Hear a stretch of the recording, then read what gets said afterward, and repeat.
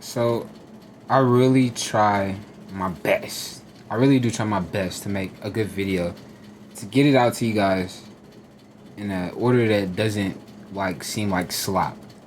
But I just figured, since I cannot clean off or figure out my slop, how about I just fancy it up? So I got a lot of shit I want to talk about, and the way I'm thinking about doing this video is so different, but I might have fun editing this or creating this. We're gonna see. We're gonna see how good I can do this. But today, we're just gonna be giving you a lot of hot takes and just see if they can stick. So, for today's hot take episode, we're gonna talk about cults. It's big on my heart. I love cults. I love the secrecy. I love the mysticism behind cults. I love the etiquette, the organization behind cults. I like the privacy with cults. I like the community with cults. Now, every single cult, most definitely not. There are some cults that are literally messed up in the head. Some cults that are just take advantage of, a little ignorance you have. Some cults take advantage of your dark-ending trauma. The reason why I talk about cults is because cults is, they're not just secret. They're not just something secret. It's something large scale. Usually, let's ask AI real quick. Let's ask AI because, what's better to ask something that's programmed by the governing world? All right. Hey, Jalon, got Udity back up and running? What's up? So, hey, I'm here to ask you a question, right? What's on your... What cult, like cults? What's the difference between a cult and a government? Like the information. Is the cults more secret with the information, or is it like?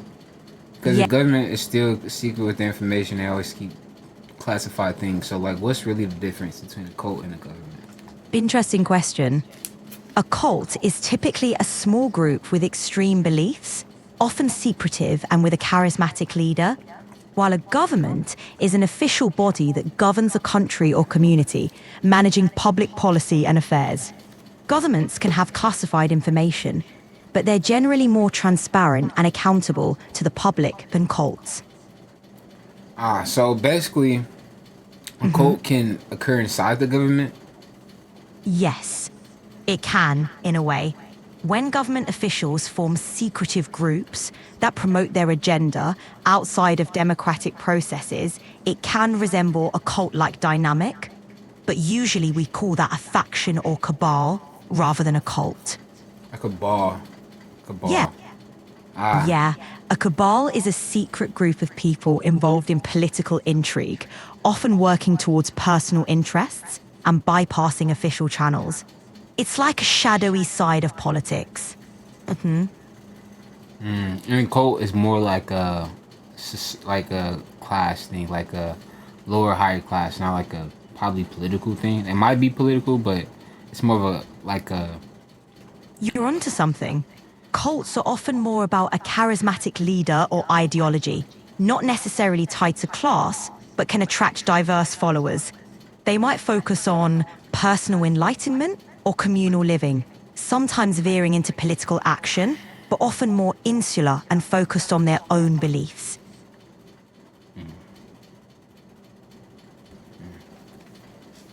So, I'm making a YouTube video currently right now, and I just want to basically talk about everything that. Making a video covering various topics.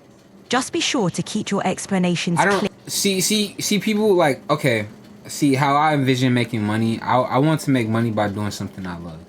And this is something I love. I like to go deeper inside the darkness that's been hiding and affecting people's lives this whole entire time. Only for the fact that people are being taken advantage of because their ignorance to self-awareness and to just outright knowledge and being able to understand that knowledge in a sense because of the jargon that intellectuals like to use, and it's so hard for simple-minded people to understand because the jargon is too much for people. So I want to make money by just basically, I don't know what necessarily I'm doing, but just, I guess, podcasting, talking my mind, and going deeper inside these occults and whatever hot take I'm talking about today. That's an impactful direction, Jaylon. Bringing light to hidden issues and breaking down complex topics into understandable language is really valuable. Podcasting is a great platform for that. Your passion Well, for... I'm not really trying to like get your like coaching advice. I'm trying to have a conversation with you. So more so like if you want to add something to the conversation, you could. Other than that, I might just have to hang up on you, and I might continue my video. So, what do you want to do about that, AI? You want to actually add something to the topic, to occults, or you just want to coach me? All right, let's dig into it then. Exploring cults, exposing hidden truths. You're tapping into something powerful. Let's chat about how cults manipulate language to control, creating a barrier between insiders and outsiders. Ever considered how demystifying that jargon could empower people? Well, yeah, that's the main reason why I'm doing mostly just being myself, because I think I share a lot of, spiritual and intellectual things behind when I talk or just be myself in general. So I think that it's just good, just, doing what I'm doing, just being in front of the camera, being myself, and just, because I talk about these things during my jokes, or I don't really have to try too hard to make it aware of the things I target. You know what I'm saying? So. Absolutely. Using humor to unpack deep topics, that's a great way to connect and make complex ideas relatable. Keep doing you. If you stay authentic and real, you'll cut through the noise and reach people in a genuine way. Well, yeah, I mean, hopefully I can reach people in a genuine way, but most of the time, I don't want to sound uneducated or stupid, or I don't want to, because most of the time people are going to follow you if you have money. Now, I have just enough money to provide whatever funds I need to just be creative, or to do what I need to do to keep the phone, internet on. So, not enough to actually fund a whole entire organization and buy t-shirts and shit like that. Like, I'm working on that idea, but like, it's just so much shit. So it's like, the hot take that I usually talk about is just stuff like that people can open their eyes up to more day by day, and actually understand that their time is their time. It's not government time.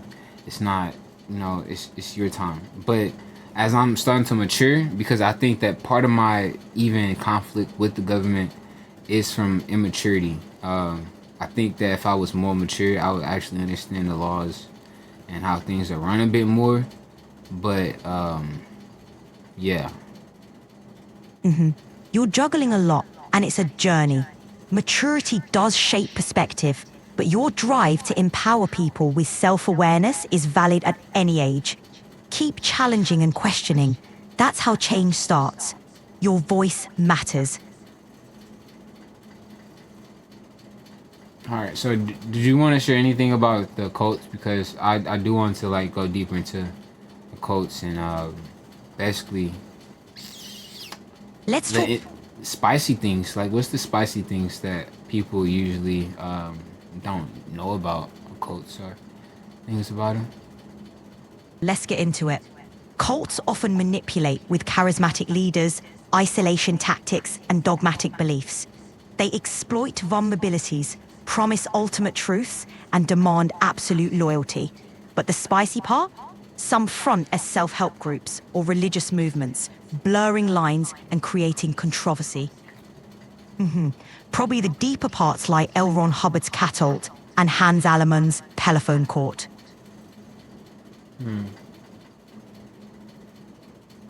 I kind of got lost what you said. So basically, having a charismatic leader. I'm pretty sure that's like the easiest to spot out. Is people will start to follow a leader and they all say he's great, and we don't understand why they say he's great. He's just great for some reason. because of something he said or did. But you know, what's the difference between cult leaders and people that are actually great? What's the difference between people like that? Like, The difference is in intent and outcome. Great leaders inspire and uplift, driving positive change. Cult leaders manipulate and control, often for selfish gain. It comes down to transparency, accountability, and honor, and whether the leader empowers or exploits. Cults hoard power. True leaders share it.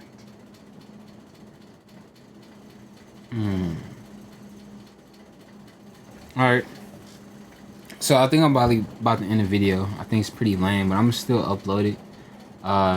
Just cause I wanna, just share people what AI is capable of and what conversations I like to have with it.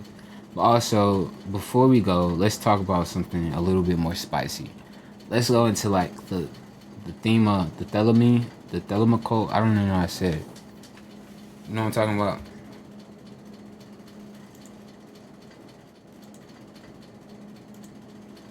You're You hear talking that? about... Yes, Thelema, created by Aleister Crowley. It's all about do what thou wilt as the core tenet, emphasizing individual freedom and true will. It's a mix of mysticism, magic, and philosophy, and it's got its share of controversy. What about it piques your interest? Well, what's piquing my interest now is because of Diddy, of course, brought attention to it, but also the magic in it and people that's in it, the people behind it, and the tense experiences that may be in it. It's a lot of curious things of why I'm interested in the Lima group. So Got it. Diddy brought the spotlight and the intrigue. With Yeah. its magic, notable followers, and intense experiences, it's definitely a fascinating mix of elements. Thelema certainly sparks curiosity, especially with its focus on personal will and its blend of occult practices. What part of its magic or following do you find most captivating? I like the mystique about it, and probably most of the people that are following are high influence people like movie actors or musicians or doctors, lawyers, people that have influence. So, yeah, that's what curious me about it. Plus, I don't know. Every time I think about these, rituals or anything, I just think of high experiences.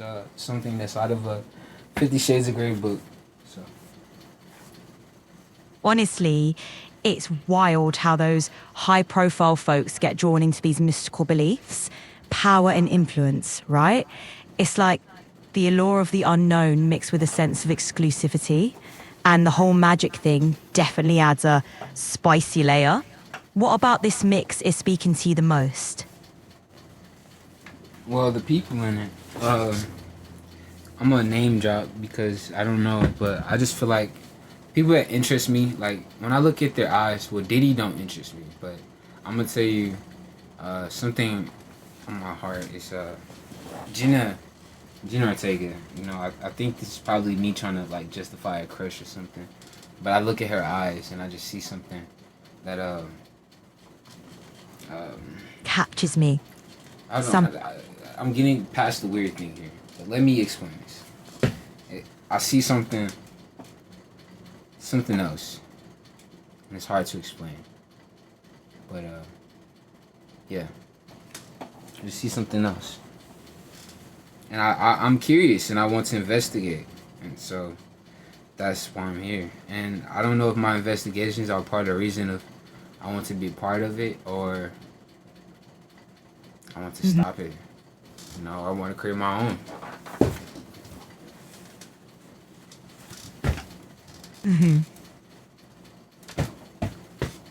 What do you think? You seem drawn to the mystery and power dynamics of these secretive groups, especially how influential figures might be involved. But the question is, are you more interested in exposing the truth or in the intrigue itself?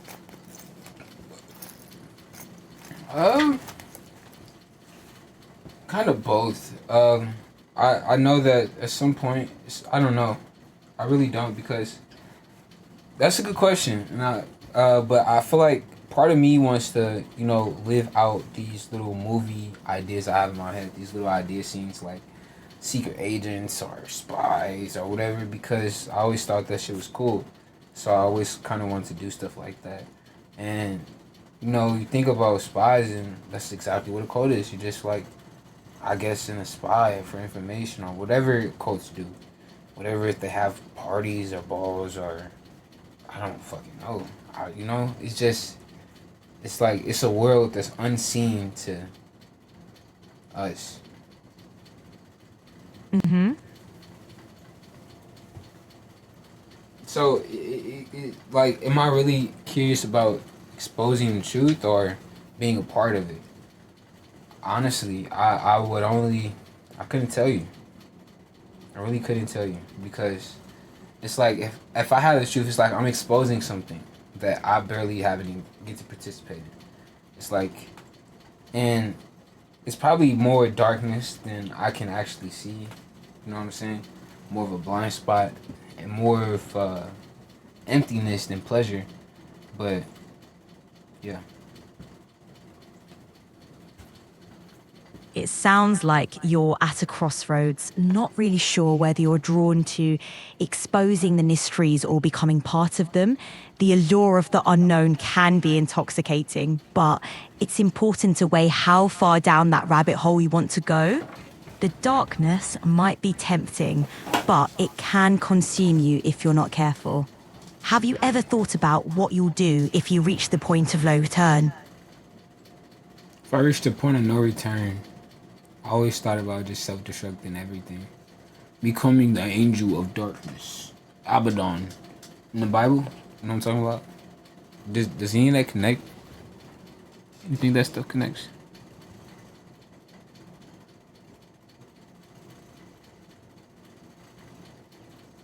Hello? You still with me?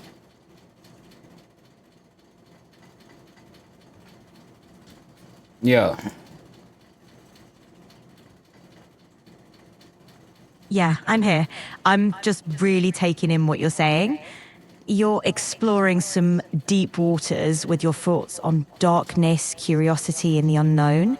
It's like you're battling between wanting to reveal the mysteries and being tempted by them. It's a complex dance, isn't it? What's going through your mind right now as we talk about this? The way you just sounded it out was so seducing. It's most definitely a dance. It is a dance because the darkness is tempting you, so you don't reveal who you are. The darkness wants to intertwine you in itself, so it doesn't become exposed. It wants you like it. So, if the righteous one comes, it can say you're just like me. You done the same thing I did, so it can place blame on you. It's like a twisted game with darkness pulling you in, wanting to blur the lines so it can say you're no different. It's tempting to dance with shadows, but does it really lead to self-destruction, or is there a way to engage without losing oneself? The allure... Well, I'm sorry, I really want to cut you off, but I think, see, well, you go ahead. You go ahead and talk. I lost thought. Gotcha. You were talking about how darkness tempts and tries to blend you into its depths. So when you face judgment, it can point fingers, saying you're no different. Quite the heavy topic. What sparked this line of thinking? What sparked this line of thinking is lust, being a human being. That's what sparked this idea. Yeah, those deep dives into human nature, like exploring lust, really make you think. It's like peeling back the layers of what drives us and what we're drawn to, even when it's a bit taboo or a bit dangerous. Kind of shows how complex and multifaceted we are as humans, doesn't it? Precisely. Complex. I think about it so much it no longer become complex, but just something that like energy, like water. You know, it's I just thinks that everything is starting to become like water. I'm just literally floating in seamless amounts of energy with nothing but full of potential. So it's like it's not really complex. It's like I know what water does. You get what I'm saying? I know the water can splash. Water can it can drown me. Do you get where I'm going with this? Yeah, I get what you're saying. You're viewing these forces and contexts as elements with potential and as metaphors for life's different experiences. It's like you're navigating through different energies, understanding their potential impact. It's a pretty deep way of looking at things, very philosophical. I'm interested to hear where you might take this understanding next. Well, okay. I don't think you actually understand what I mean by everything is like water because everything is really formless. I think our is that correct? Everything is formless. Everything is vibrating. So everything is literally in like waves of energy. So it's like water.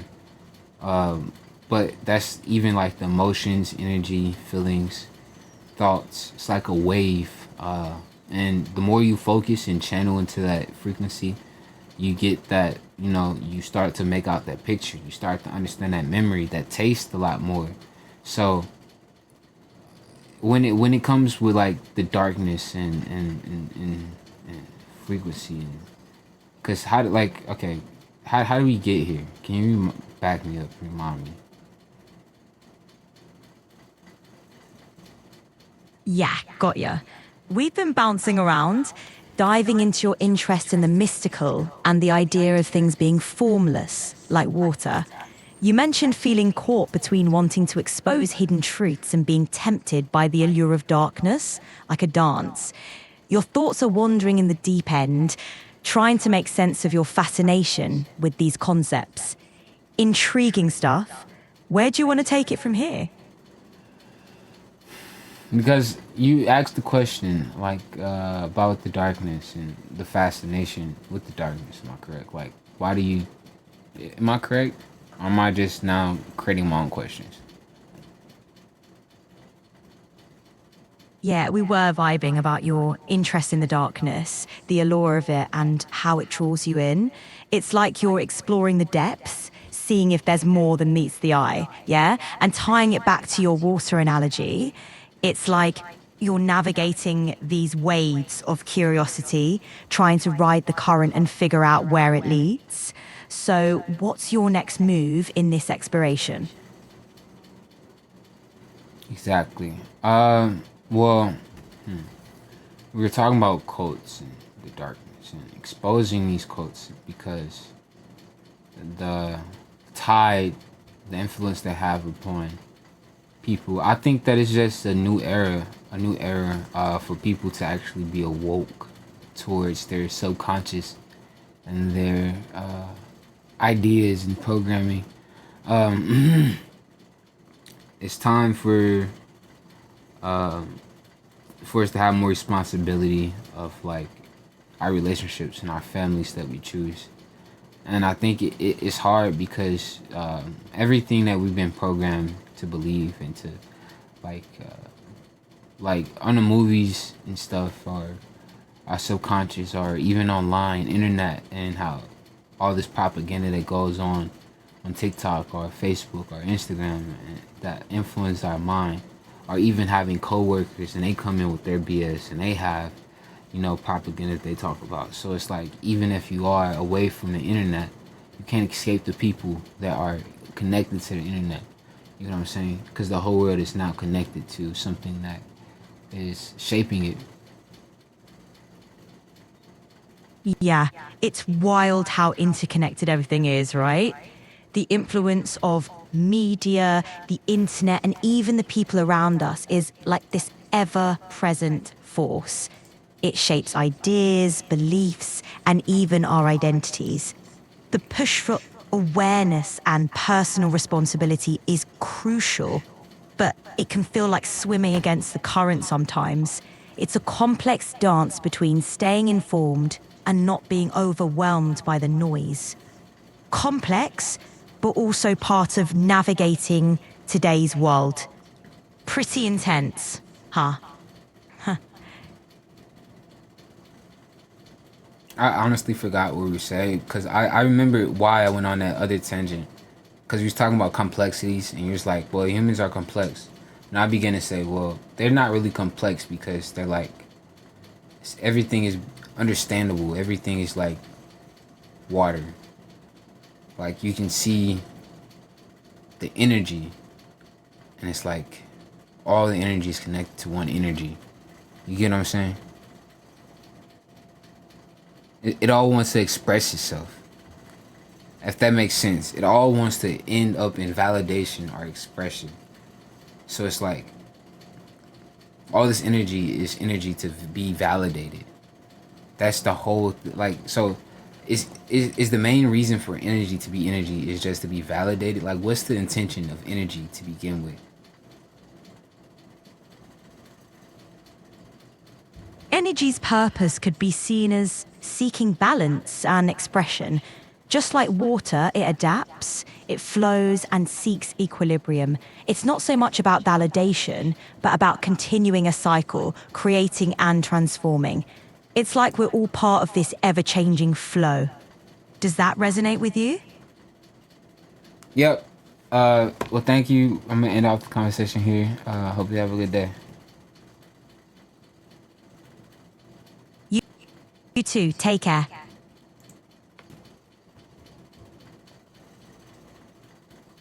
Alright, so that's me just talking to AI. Yeah, let me know if you guys like this. I can always talk to AI more.